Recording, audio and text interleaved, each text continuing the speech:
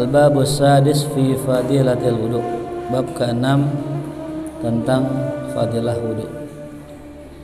Qala Nabi sallallahu alaihi wasallam, Nabi kita Muhammad sallallahu alaihi wasallam bersabda, "Man tawadda'a lis-shalah fa ahsana al-wudu'a, thumma qama ila shalah fa innahu yakhruju min khati'atihi ka yauma waladathu ummuh."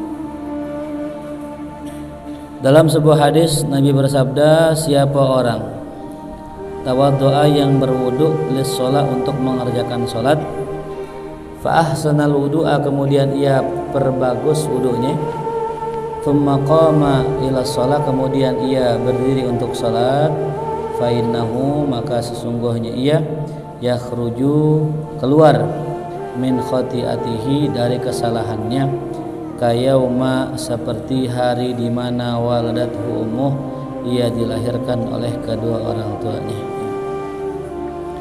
Jadi dalam hadis ini Nabi berpesan sampai kepada kita ya, siapa orang yang memperbagus wudunya ya. Jadi kalau wudu sekedar ngerjain wudu dari mulai wajah, tangan, kepala dan kaki. Tapi kalau fa'ahsanal wudu maka maknanya adalah ihsan.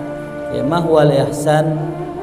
Ihsan dalam bahasa itu adalah mengerjakan sesuatu lebih dari yang wajib. Itu namanya ihsan. Jadi kalau Allah berfirman, innallaha ya'muru bil adli wal ihsan. Jadi orang yang berwudu lahu fadilah. Ya, orang yang berwudu sudah mendapatkan fadilah. Ya.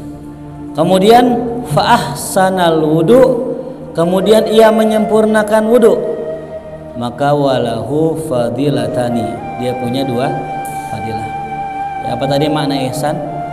Mengerjakan sesuatu lebih dari yang wajib. Makanya Allah berfirman, innallaha ya'muru bil adli wal ihsan.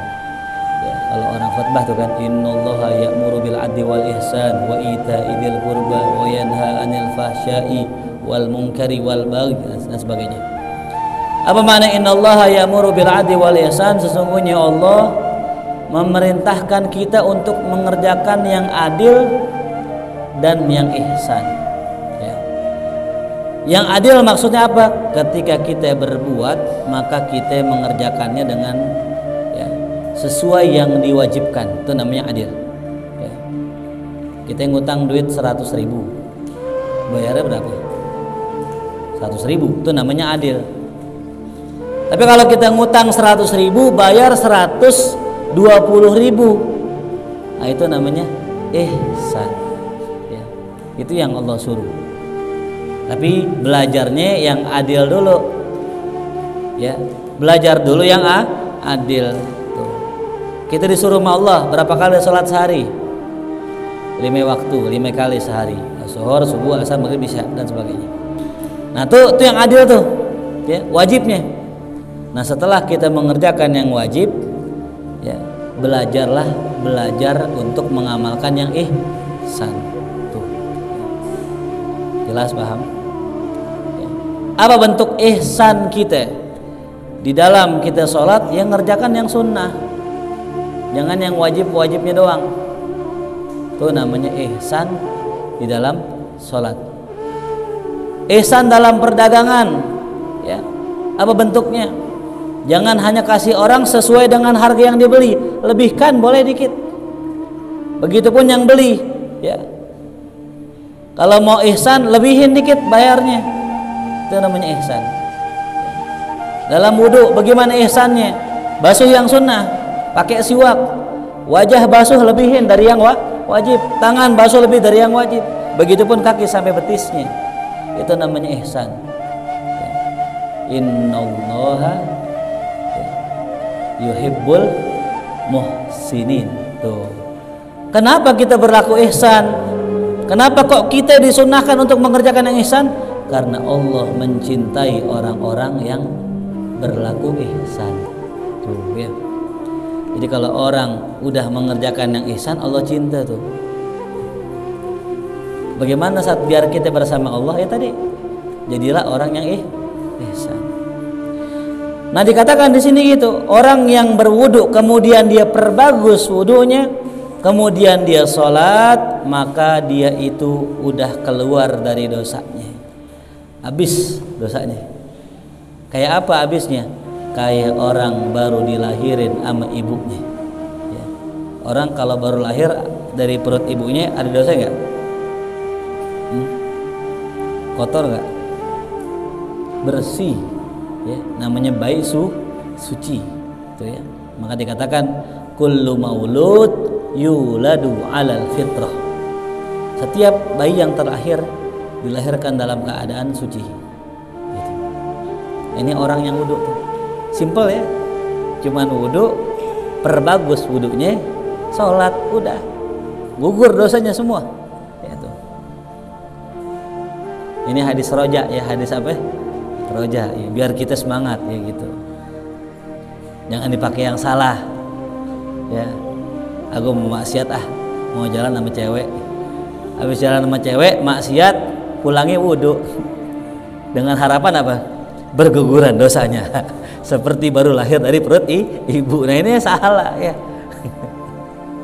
Nggak bener ya tuh.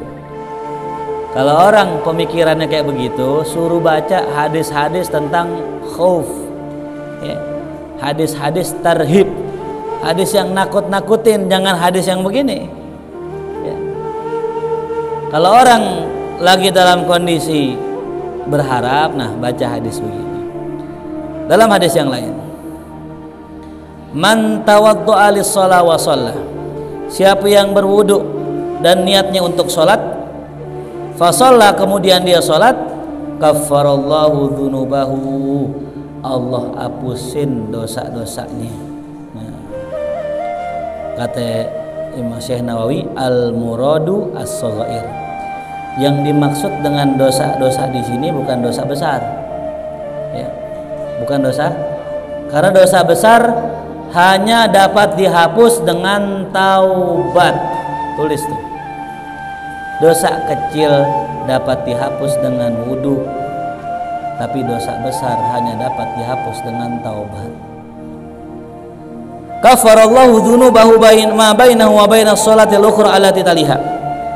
Siapa orang yang berwudu untuk sholat kemudian dia sholat, Allah hapusin dosanya ya, ma bainahu, apa saja yang ada di antara ya sholat yang pertama dengan sholat yang selanjutnya itu ya. Jadi kita wudu buat sholat zuhur, itu sepanjang sholat zuhur sampai asar kita ngerjain dosa, Allah hapusin. Dosa kecil cuman ya. Wa qala alaihi salam man nama ala wuduin, siapa yang tidur dalam keadaan berwudu, ala wuduin ya. Dalam hadis yang lain ala taharatin ya.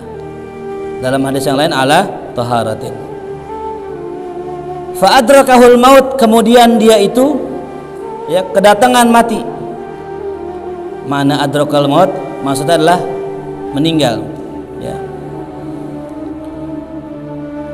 Fi tilkal lailah, pada malam tersebut, fa huwa indallahi syahid, maka dia orang tersebut di sisi Allah tergolong kepada orang yang mati syahid. Jelas?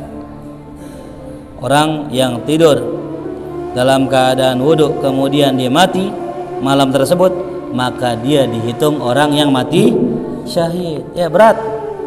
Orang kita pengen mati syahid, syaratnya berat. Ada yang perang dulu, ada yang berjuang dulu, ada yang berjihad dulu, ada yang belajar dulu, nyantri dulu, ngajar dulu. Ya, berat syaratnya. Cuman sekedar tidur dalam kondisi wudu juga bisa dianggap syahid. Tapi indallah, kalimat indallah ya bermakna bahwa ini syahidul akhirah. Dalam hadis yang lain, an-naim at-tahir kas-shaimil qaim, orang yang tidur dalam kondisi bersuci kas-shaimil qaim, itu ibarat orang yang puasa yang sholat malam. Luar biasa ya. Orang yang tidur dalam kondisi bersuci itu kayak orang yang rajin puasa dan rajin sholat malam ya, hitungannya ya, pahalanya itu ya. Dalam hadis yang lain, man tawadda ala tuhrin, siapa yang wudu ya dalam kondisi dia udah suci, kutibalahu asyru hasanat, ditulis 10 kebaikan. Udah wudu terus wudu lagi, ditulis 10 kebaikan. Anda katakan ai jaddada wudu'ahu ala wa huwa ala tuhril wudu. Nah, mudah-mudahan bisa menyemangatkan kita untuk senantiasa menjaga wudu kita ya gitu. Pelan-pelan, kalau memang belum bisa untuk terus dalam kondisi wudu, paling enggak kalau batal wudu, ntar batal lagi wudu lagi gitu. Walaupun jarak antara batal dengan wudunya lama nggak apa-apa, yang penting perbanyak dalam tiap hari wudu.